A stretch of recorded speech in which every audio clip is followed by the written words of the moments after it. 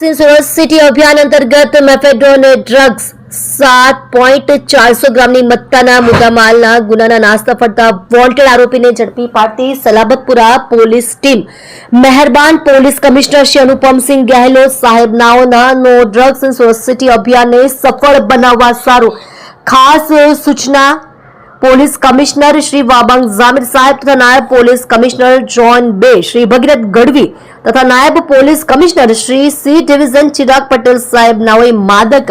અને કેફી દ્રવ્યોની હેરાફેરી તથા વેચાણના ગુનાઓના નાસ્તા ફરતા આરોપીઓને પકડી પાડવા સારું જરૂરી સૂચના આપેલ હતી। જે આધારે સલાબતપુરા પોલીસ સ્ટેશનના પોલીસ ઇન્સ્પેક્ટર શ્રી કેડી જાડેજા નાઓના નેતૃત્વ હેઠળ સર્વેલન્સ સ્ટાફના પોલીસ સબ ઇન્સ્પેક્ટર શ્રી વી ત્રિપાઠી તથા પોલીસ માણસો પોલીસ સ્ટેશન વિસ્તારમાં પેટ્રોલિંગમાં હતા। દરમિયાન હેડ કોન્સ્ટેબલ વિક્રમભાઈ ગોવિંદભાઈ તથા હેડ કોન્સ્ટેબલ કિશોરભાઈ ધીરુભાઈ તથા પોલીસ કોન્સ્ટેબલ અવિનાશભાઈ મહેન્દ્રભાઈ નાઓને મળેલ આધારભૂત બાતમી હકીકતના આધારે ગઈ તારીખ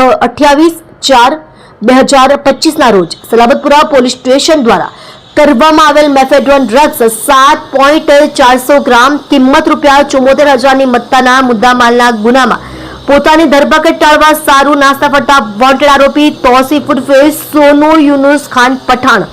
ઉંમર વર્ષ 24 રહે ઘર નંબર 209 લફુ ઉર્ફે બટાકાના મકાનમાં ભાડેથી